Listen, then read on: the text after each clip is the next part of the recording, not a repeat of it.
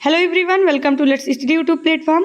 हम BPSC TRE का preparation कर रहे हैं, जिसमें आज हम स्टार्ट करेंगे क्लास 9th का विज्ञान। इसमें हम देखेंगे इसको चैप्टर वाइज जो हमारे एग्जाम्पलर दिए हुए हैं उसको हम सॉल्व करेंगे, और एक सीरीज हमारा चल रहा है बीपीएससी प्रीवियस ईयर का, उसको हम अलग से देख रहे हैं। तो उसमें हमारा फिजिक्स का पार्ट कंप्लीट हो गया है, केमिस्ट्री का चल रहा है, तो आप लोग उसको भी पढ़ लीजिएगा क्योंकि वहाँ से डायरेक्ट क्वेश्चन एग्जाम में बने हुए हैं। ठीक है, बाकी का जो हमारा एनसीईआरटी से बनेगा उसको हम देख लेते हैं।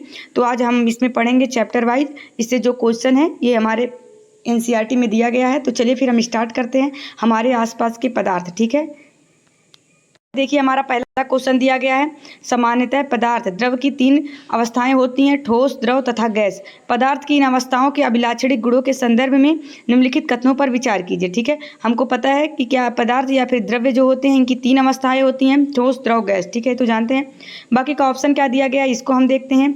दिया गया है ऑप्शन क्या है कि ठोस एवं द्रव की तुलना में गैसों की संपीड्यता काफ़ी कम होती है। ठीक है, तो हमारा क्या होता है, इसका हम देखें तो हमारा ऑप्शन ये गलत हो जाएगा। ठीक है, क्यों गलत होगा? क्योंकि ठोस एवं द्रव की तुलना में जो गैस की संपीड्यता होता है वो काफ़ी अधिक होता है। ठीक है, अभी हम देखते हैं कि जो घरों में खाना बनाने के लिए उपयोग में लाई जाने वाली हमारा एलपीजी होता है, वो आप देखिए अस्पतालों में ऑक्सीजन सिलेंडर का जो होता है, या फिर अभी देखिए जो सीएनजी गैस का प्रयोग किया जा रहा है, इस सब में क्या होता है, सभी में संपीड़ित गैस होता है।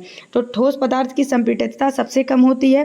तो यहाँ से हम देख लेते हैं सबसे ज़्यादा किस में होता है, गैस में होता है, फिर द्रव में होता है, उसके बाद ठोस में होगा। ठीक है, तो सबसे ज़्यादा संपीड़ित अर्थात सबसे ज़्यादा दबाव किस में किया जा सकता है, गैस में। ठीक है, उसके बाद द्रव में, उसके बाद ठोस में। नेक्स्ट ऑप्शन हम देखते हैं क्या दिया गया है। तो हमारा पहला ऑप्शन तो गलत हो गया। नेक्स्ट हम देखते हैं कि द्रव में ठोस, द्रव और गैस तीनों का विसरण संभव है। तो विसरण क्या होता है इसको देखते हैं। 2 या 2 से अधिक पदार्थों का स्वतः समांगी मिश्रण। ठीक है, एक दूसरे में मिलकर मिश्रण बनाने की क्रिया क्या कहलाता है, विसरण कहलाता है। तो द्रव में ठोस का और द्रव में गैस तीनों का विसरण संभव है, तो हमारा ऑप्शन बी सही हो जाएगा। ठीक है, और ऑप्शन ए गलत हो जाएगा। तो हमारा आंसर क्या इसका होगा कि केवल 2 इसमें सही है। ठीक है, नेक्स्ट क्वेश्चन हम देखते हैं। नेक्स्ट क्वेश्चन हमारा दिया गया है, बर्फ और उस तापमान पर परिवर्तन के प्रभाव के संदर्भ में निम्नलिखित कथनों पर विचार कीजिए। किसके हैं, बर्फ और उस पर तापमान परिवर्तन के प्रभाव का। ठीक है, बर्फ है, उस पर तापमान का क्या प्रभाव पड़ता है इसके संदर्भ में। तो हमारा ऑप्शन दिया गया है, बर्फ का गलनांक 373 केल्विन होता है।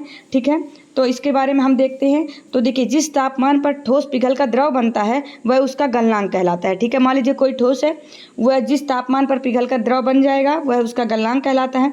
और बर्फ का गलनांक जो होता है वो 273.16 केल्विन होता है। ठीक है, 373 केल्विन नहीं होता है। अतः हमारा ऑप्शन क्या हो जाएगा, ऑप्शन ए गलत हो जाएगा। ठीक है, 1 मिनट रुक जाइए। तो हमारा 1 मिनट रुक जाइए, ये क्वेश्चन है हमारा। ठीक है, हाँ, तो इसमें हमारा क्या हो जाएगा, ऑप्शन ए गलत हो जाएगा। दूसरा क्या है, बर्फ को गर्म करने पर संपूर्ण बर्फ के पिघल जाने तक उसका तापमान एक समान रहता है। ठीक है, इसमें हम देखते हैं बर्फ अथवा अगर हम किसी ठोस को गर्म करने पर उसके पूर्णतः गलने तक की प्रक्रिया के दौरान उसका तापमान जो भी तापमान रहता है एक समान रहता है। बर्फ अथवा ठोस के द्वारा दी गई ऊष्मा का उपयोग ठोस से द्रव में बदलने की प्रक्रिया में इनके कणों के बीच आकर्षण बल को घटाने में किया जाता है। ठीक है, चूँकि तापमान में बिना किसी तरह की वृद्धि हुई उसमें ऊष्मीय ऊर्जा का होता है, बर्फ अवशोषित कर लेता है, इसलिए यह माना जाता है कि यह गलने के बाद प्राप्त जल अथवा द्रव में छुपी रहती है। ठीक है, तो अतः हमारा क्या होता है, ये जो होता है बर्फ को गर्म करने पर संपूर्ण बर्फ के पिघल जाने तक उसका तापमान एक समान रहता है। तो हमारा ये भी ऑप्शन सही है। ठीक है, बी ऑप्शन हमारा सही है। ठीक है, उसके बाद हम देखते हैं, बर्फ के कणों की ऊर्जा समान तापमान पर जल के कणों की ऊर्जा से अधिक रहती है। ठीक है, तो ये हमारा ऑप्शन क्या हो जाएगा, गलत हो जाएगा। ठीक है, क्योंकि जो होता है, 1 मिनट देख लेते हैं हम। यहाँ पे हमारा क्या दिया गया है कि बर्फ के कणों की ऊर्जा समान तापमान पर जल के कणों की ऊर्जा से अधिक रहती है। तो हमारा ऑप्शन ये गलत होगा, क्योंकि जल के कणों की ऊर्जा अधिक होती है बर्फ के कणों से। ठीक है, तो हमारा इसमें कौन सा ऑप्शन सही हो जाएगा, केवल दूसरा ऑप्शन सही है। आप लोग याद रखे रहिएगा। ठीक है, हमारा इसमें केवल ऑप्शन बी सही है। ठीक है, केवल 2। नेक्स्ट क्वेश्चन यहाँ से हम देखते हैं। तो हमारा कौन सा क्वेश्चन है, निम्नलिखित नेक्स्ट क्वेश्चन हमारा दिया गया, निम्नलिखित में से तापमान का एसआई मात्रक कौन सा है, फ़ारेनहाइट, केल्विन, पास्कल, सेल्सियस। ठीक है, तो तापमान का एसआई मात्रक पूछा है। ठीक है, तो तापमान का एसआई मात्रक क्या होता है, केल्विन होता है। ठीक है, याद रखी रहिएगा। तो देखिए जो हमारा फ़ारेनहाइट दिया गया है इसमें, और उसके बाद सेल्सियस दिया गया है, केल्विन दिया गया है, ये तीनों क्या होते हैं, तापमान के मात्रक होते हैं, ठीक है। लेकिन तो हमारा पूछा है कि केल्विन तापमान का क्या होता है, एसआई मात्रक, तो हमको एसआई मात्रक पूछा तो हमारा ऑप्शन बी सही हो जाएगा। हम देखते हैं 0 डिग्री सेल्सियस बराबर कितना होता है, 273 केल्विन होता है, ठीक है। तो इसका याद का एक फार्मूला भी हम आप लोग को बताए हैं, उसमें देखिए इसका होता है C/5 बराबर F-32/9 बराबर K-273/5 होता है, ठीक है। याद रखी रहिएगा इसमें जगह, तो ये इसका फार्मूला होता है। बाकी का आप लोग इतना याद रखी रहिएगा कि तापमान का एसआई मात्रक क्या होता है, केल्विन होता है, ठीक है। नेक्स्ट क्वेश्चन हम देखते हैं। नेक्स्ट क्वेश्चन हमारा दिया गया, किसी ठोस पदार्थ के द्रव में परिवर्तित हुए बिना सीधे गैसीय अवस्था में परिवर्तित हो जाने की प्रक्रिया क्या कहलाता है, तो ये हमारा ऊर्ध्वपातन कहलाता है, ठीक है। तो हमारा इसमें ऑप्शन क्या सही हो जाएगा, ऑप्शन सी सही हो जाएगा। क्या कहलाता है, ऊर्ध्वपातन कहलाता है, ठीक है। इसको हम समझते हैं ऊर्ध्वपातन किसको कहा जाता है, किसी ठोस पदार्थ के द्रव से सीधे क्या गैस में परिवर्तन को ऊर्ध्वपातन कहलाता है। ऊर्ध्वपातन देखते हैं हम कपूर में, अमोनियम क्लोराइड में, और ये जो नौसादर होता है, इस सब में क्या ऊर्ध्वपातन की क्रिया पाई जाती है, ठीक है। तो इससे एग्जाम्पल क्या हो जाएंगे, कपूर। अगर हम कपूर को खुले वातावरण में रख दें, शुद्ध कपूर रहे, तो ये क्या होगा, ये सीधे ठोस से गैस अवस्था में परिवर्तित हो जाएगा, ठीक है। नेक्स्ट क्वेश्चन हम देखते हैं। नेक्स्ट क्वेश्चन हमारा दिया गया, निम्नलिखित में से किसको शुष्क बर्फ कहते हैं, ठोस कार्बन डाइऑक्साइड को, द्रवित ऑक्साइड को, ठोस कार्बन मोनोऑक्साइड को, ठीक है। तो इसमें हम देखते हैं तो किसको कहा जाता है, तो ठोस कार्बन डाइऑक्साइड को क्या कहा जाता है, यहाँ पे 1 मिनट हो जाइए, ठोस कार्बन डाइऑक्साइड को क्या कहा जाता है, बर्फ कहा जाता है, ठीक है। तो हमारा ऑप्शन ए सही हो जाएगा।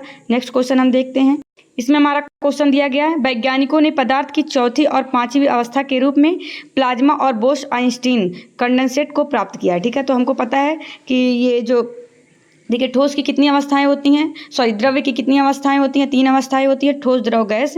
लेकिन तो अभी चौथी और पांचवी अवस्था का प्लाज्मा और बोस-आइंस्टीन कंडेंसेट को प्राप्त किया गया है, ठीक है। पदार्थ की इन दोनों अवस्थाओं के संदर्भ में निम्नलिखित कथनों पर विचार कीजिए। फ्लोरेंस ट्यूब और नियॉन बल्ब में प्लाज्मा होता है। ऑप्शन बी दिया गया है, सूर्य और तारों की चमक पदार्थ की 5वीं अवस्था है, ठीक है। तो इसमें हमारा ये कौन सा ऑप्शन सही हो जाएगा, तो यहाँ से हम देखते हैं तो देखिए प्लाज्मा जो होता है पदार्थ की चौथी अवस्था है, ठीक है। इस अवस्था में ये कण अत्यधिक ऊर्जा वाले और अधिक क्या होते हैं, उत्तेजित होते हैं। ये कण आयनीकृत गैस के रूप में होते हैं।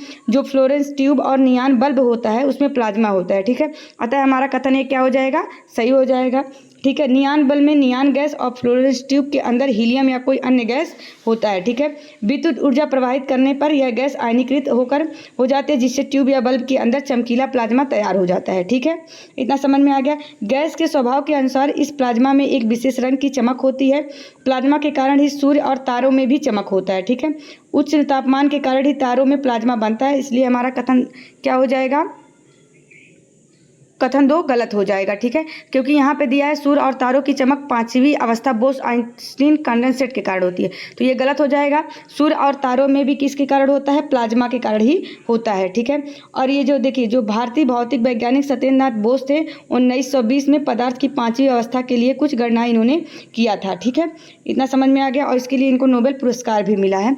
तो हमारा ऑप्शन ए सही हो जाएगा। अब सूर्य और तारे में भी ये चौथी अवस्था प्लाज्मा पाया जाता है, ना कि बोस कंडेंसेट, ठीक है। तो हमारा ऑप्शन भी गलत हो जाएगा, तो केवल हमारा ऑप्शन ए सही होगा, ठीक है, ऑप्शन ए। नेक्स्ट क्वेश्चन हम देखते हैं। क्वेश्चन हमारा दिया गया है, क्वथनांक से कम तापमान पर द्रव के वाष्प में परिवर्तित होने की प्रक्रिया वाष्पीकरण कहलाती है, ठीक है। उसके बाद देखते हैं क्या वाष्पीकरण के संदर्भ में निम्नलिखित कथनों पर विचार कीजिए। यह एक सतही परिघटना है, ठीक है। तो ये तो होता ही है, ये एक सतही परिघटना होता है, तो ऑप्शन ए तो सही हो जाएगा, ठीक है। 1 मिनट रुक जाइए, ठीक है। तो हमारा ऑप्शन ए सही हो जाएगा। इसकी दर तापमान, आर्द्रता और वायु की गति पर निर्भर करता है, तो ये भी सही है। इसमें ठंडक उत्पन्न होता है, तो हमारा तीनों ऑप्शन क्या है, सही हो गया, ठीक है।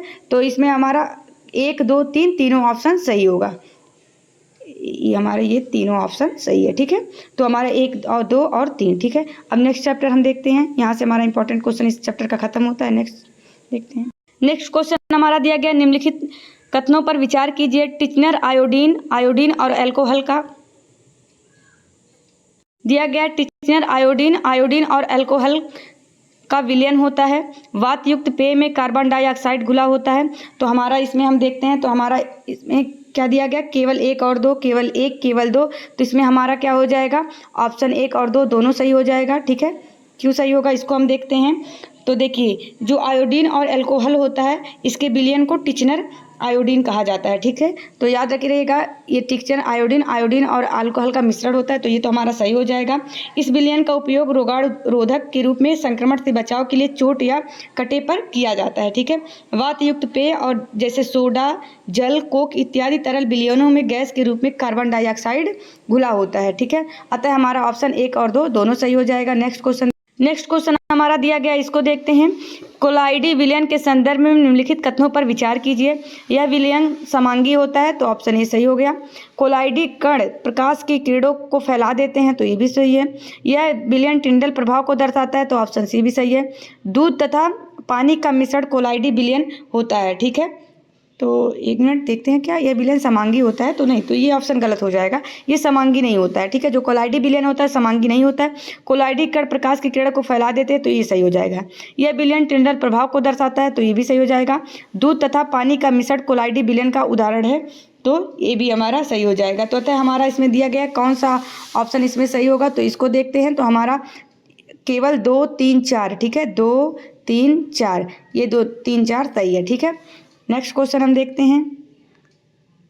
यहाँ से देखते हैं, जब कमरे में किसी छोटे छिद्र से प्रकाश की किरण आती है तो कमरे की धूल और कण कार्बन कणों द्वारा फैला दी जाती है, जिससे किरण का मार्ग दिखाई देता है। यह घटना है, अगर हम देख लीजिए रूम में अगर कोई थोड़ी सी रोशनी आती है तो उससे हमको छोटे छोटे कण दिखाई पड़ते हैं। ठीक है, तो ये जो मार्ग हमको दिखाई देता है यह घटना क्या कहलाता है, टिंडल प्रभाव, प्रकाश विद्युत प्रभाव, प्रकाश का विकिरण, तो ये कहलाता है टिंडल प्रभाव। ठीक है, यह घटना टिंडल प्रभाव का उदाहरण है, क्योंकि देखिए टिंडल प्रभाव का एक अन्य उदाहरण हम जंगलों में भी देखते हैं।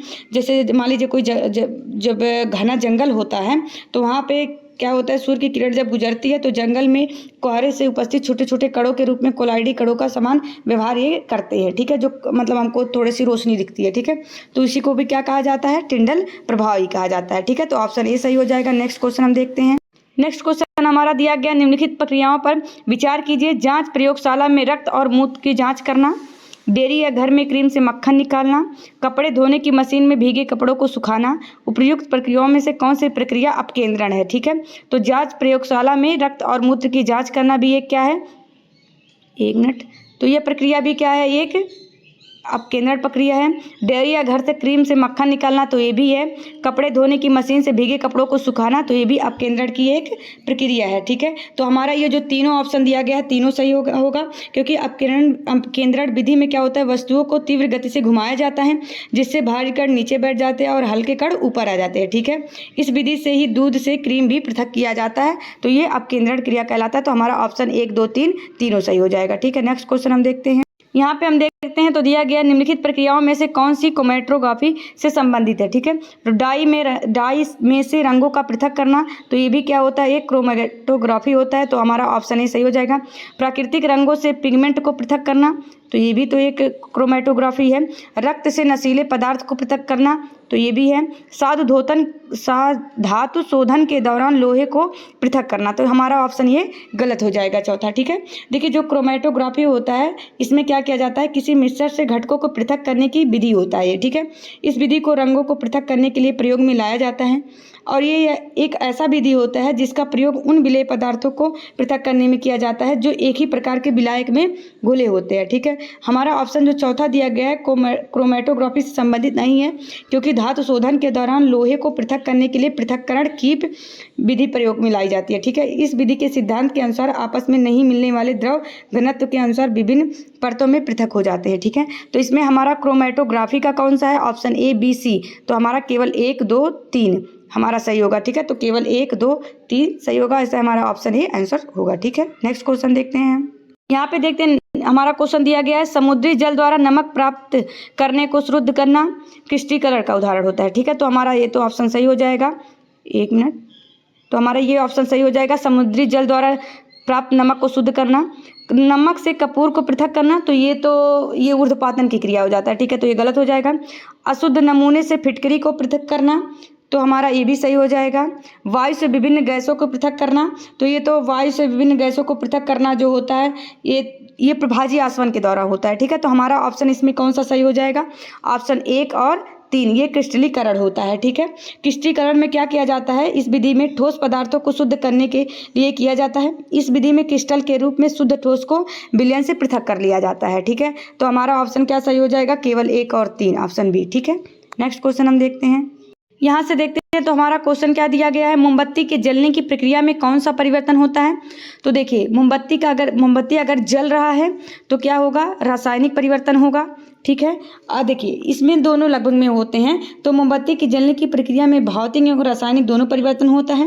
मोमबत्ती जो पिघल रहा है वो भौतिक परिवर्तन होता है, क्योंकि पिघल रहा है तो पुनः उसको प्राप्त कर सकते हैं। लेकिन तो जब मोमबत्ती का जलना जो होता है तो रासायनिक परिवर्तन होता है। ठीक है, तो यहाँ पे जलना पूछ रहा है तो ऑप्शन ए रासायनिक परिवर्तन होगा। नहीं तो कहीं कहीं दोनों को मान लिया जाता है, क्योंकि देखिए जो मोमबत्ती जल रहा है तो रासायनिक परिवर्तन है, बाकी का जो मोमबत्ती पिघल रहा है वो भौतिक परिवर्तन है। तो अगर जलना केवल पूछ रहा है तो ये हमारा रासायनिक परिवर्तन हो जाएगा। ठीक है, नेक्स्ट क्वेश्चन हम देखते हैं।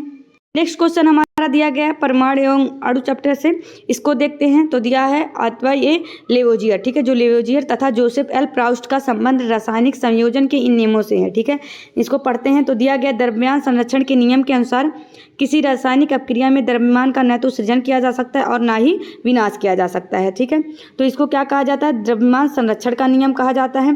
ठीक है, तो हमारा ऑप्शन ए सही हो जाएगा। नेक्स्ट दिया गया स्थिर अनुपात के नियम अनुसार किसी भी यौगिक में तत्व सदैव एक निश्चित द्रव्यमान के अनुपात में विद्यमान होते हैं। ठीक है, तो इसको क्या कहा जाता है, स्थिर अनुपात का नियम कहा जाता है। ठीक है, तो स्थिर अनुपात का नियम किसने दिया था, प्राउस्ट ने दिया था, और द्रव्यमान संरक्षण का नियम लेवोजियर ने दिया था। ठीक है, अतः हमारा ऑप्शन 2 और 3 तीनों सही हो जाएगा। ठीक है, 1 मिनट, और एक भी दिया है क्या, हाँ, तो हमारा ऑप्शन इसमें क्या 2 और 3 दोनों सही हो जाएगा। ठीक है, नेक्स्ट क्वेश्चन हमारा दिया गया निम्नलिखित रूप में कौन सा परमाणु सिद्धांत के प्रस्तुतकर्ता के रूप में जाना जाता है, महर्ष करात को, जॉन डाल्टन को, डेमोक्रिटस को, या फिर लिथुसीपस को। ठीक है, तो किसको जाना जाता है परमाणु सिद्धांत के प्रस्तुतकर्ता के रूप में, तो ये हमारा ऑप्शन सही हो जाएगा जॉन डाल्टन को। ठीक है, तो ऑप्शन बी हमारा सही हो जाएगा। जॉन डाल्टन को परमाणु सिद्धांत को प्रस्तुत किया था 1808 ईस्वी में। ठीक है, इन्होंने बताया कि परमाणु अविभाज्य है। लगभग पूरी 19वीं शताब्दी तक यही माना ही जाता रहा। ठीक है, परंतु 19वीं शताब्दी के आखिरी दशक में कुछ वैज्ञानिकों ने यह प्रमाणित किया कि परमाणु भी विभाज्य है तथा इसकी एक निश्चित संरचना होती है। ठीक है, चलिए हम नेक्स्ट क्वेश्चन देखते हैं। हमारा नेक्स्ट क्वेश्चन निम्नलिखित कथनों पर विचार कीजिए। International union of pure and applied chemistry, जिसको IUPAC कहा जाता है, ठीक है, वर्तमान में रासायनिक तत्वों के नाम को स्वीकृति प्रदान करती है। तो हमारा ये सही हो जाएगा, क्योंकि यही करता है अधिकतर तत्वों के प्रतीक उन तत्वों के अंग्रेजी नामों से एक अक्षर या 2 अक्षर से बने होते हैं। ठीक है, किसी प्रतीक के पहले अक्षर को सदैव बड़ा रखा जाता है तथा दूसरे अक्षर को सदैव स्मॉल रखा जाता है। ठीक है, इतना याद रखिएगा। तो हमारा ऑप्शन ए तो सही हो जाएगा। नेक्स्ट ऑप्शन दिया गया है कार्बन के समस्थानिक आइसोटोप C12 को परमाणु द्रव्यमान की इकाई माना जाता है। ठीक है, तो इसको हम देखते हैं। तो इस समस्थानिक को मानक संदर्भ के रूप में सार्वभौमिक रूप से माना गया था। ठीक है, और जो कार्बन 12 के समस्थानिक के एक परमाणु द्रव्यमान के 1/12वें भाग को मानक परमाणु द्रव्यमान इकाई के रूप में माना जाता है। ठीक है, तो अतः हमारा ऑप्शन बी भी सही हो जाएगा। अवोगाद्रो स्थिरांक अथवा अवोगाद्रो संख्या का मान 6.002 × 10⁻33 है। ठीक है, तो ये भी हमारा सही हो जाएगा, क्योंकि ये नहीं अवोगाद्रो का मान तो ये नहीं होता है। 1 मिनट, अवोगाद्रो स्थिरांक अथवा अवोगाद्रो संख्या का मान 6.022 × 10⁻³ यहाँ पे 23 होता है। ठीक है, ना कि 33, तो 10⁻23 होता है। ठीक है, तो अतः हमारा ऑप्शन सी गलत हो जाएगा। तो हमारा पहला और दूसरा सही है, तो केवल ए हो जाएगा, केवल 1 और 2 सही है, ऑप्शन 3 गलत हो जाएगा। ठीक है, नेक्स्ट क्वेश्चन हम देखते हैं। अब यहाँ से देखते हैं परमाणु संरचना चैप्टर से। परमाणु संरचना के संदर्भ में निम्नलिखित कथनों पर विचार कीजिए। परमाणुओं की संरचना से संबंधित पहला मॉडल जे थॉमसन द्वारा प्रस्तुत किया गया था। तो हमारा ऑप्शन ए सही हो जाएगा। ठीक है, क्योंकि जे थॉमसन ऐसे पहले वैज्ञानिक थे जिन्होंने परमाणुओं की संरचना से संबंधित पहला मॉडल प्रस्तुत किया था। ठीक है, ऑप्शन बी देखते हैं। नील्स बोर ने रदरफोर्ड के परमाणु मॉडल की त्रुटियों को दूर किया। तो ये भी ऑप्शन सही है, क्योंकि रदरफोर्ड के परमाणु मॉडल की त्रुटियों को दूर करने तथा हाइड्रोजन परमाणु के स्पेक्ट्रम को समझने के लिए नील्स बोर ने मैक्स प्लांक के क्वांटम का सहारा लिया था। ठीक है, तो 1922 में नील्स बोर ने क्या क्या परमाणु की संरचना पर अपना योगदान दिया तथा इसके लिए उनको नोबेल पुरस्कार भी मिला था। ठीक है, और इनकी कुछ बुक भी थी, जैसे क्या एटॉमिक थ्योरी था, द डिस्क्रिप्शन ऑफ नेचर था। ठीक है, तो हमारा ऑप्शन इसमें 1 और 2 सही हो जाएगा। ठीक है, नेक्स्ट क्वेश्चन देखते हैं। नेक्स्ट क्वेश्चन हमारा दिया गया, निम्नलिखित में से न्यूट्रॉन अनुपस्थित है। किसमें न्यूट्रॉन नहीं पाया जाता? तो हीलियम, हाइड्रोजन, ऑक्सीजन, बेरिलियम। ठीक है, तो पूरे जो भी आवर्त सारणी है उसमें एक ही तत्व ऐसा है हाइड्रोजन, जिसका क्या है होता है, कोई भी न्यूट्रॉन इसमें नहीं पाया जाता है। ठीक है, चलिए, इसमें इलेक्ट्रॉन तथा प्रोटॉन होता है परंतु न्यूट्रॉन नहीं पाया जाता है। ठीक है, नेक्स्ट क्वेश्चन है। नेक्स्ट क्वेश्चन हमारा दिया गया, इसको देखते हैं हम कि परमाणु के संदर्भ में निम्नलिखित युग्मों पर विचार कीजिए। संयोजकता संयोजन शक्ति होता है, परमाणु क्रमांक प्रोटॉनों और न्यूट्रॉनों की कुल संख्या होता है, परमाणु द्रव्यमान प्रोटॉनों की संख्या होता है। ठीक है, तो इसमें हम देखते हैं तो किसी परमाणु की संयोजक शक्ति उस परमाणु की संयोजकता होती है, अतः हमारा ऑप्शन तो 1 सही हो जाएगा। उसका परमाणु क्रमांक जो होता है, ये परमाणु के नाभिक में उपस्थित प्रोटॉनों की कुल संख्या को परमाणु संख्या कहा जाता है। ठीक है, जबकि तो हमारा ऑप्शन तो ये गलत हो जाएगा, क्योंकि इसमें प्रोटॉनों और न्यूट्रॉनों की कुल संख्या को योग को नहीं कहा जाता। ठीक है, तो इसको परमाणु का उसके बाद परमाणु द्रव्यमान बराबर क्या होता है, प्रोटॉनों की संख्या, तो हमारा ये ऑप्शन गलत हो जाएगा। तो हमारा, क्योंकि जो परमाणु क्रमांक होता है, परमाणु में के नाभिक में उपस्थित प्रोटॉनों की कुल संख्या को परमाणु संख्या कहते हैं, जबकि किसी परमाणु का द्रव्यमान नाभिक में उपस्थित प्रोटॉन और न्यूट्रॉन के द्रव्यमान के योग को प्रकट करता है। तो यहाँ पे उल्टा दे दिया गया। अगर यही जो देखिए, ये इसका है, ये इसका है, परमाणु क्रमांक बराबर प्रोटॉनों की संख्या है, अब परमाणु द्रव्यमान बराबर प्रोटॉनों और न्यूट्रॉनों की कुल संख्या का योग है। ठीक है, अतः हमारा ऑप्शन केवल 1 सही है, बाकी का ये दोनों गलत है। ठीक है।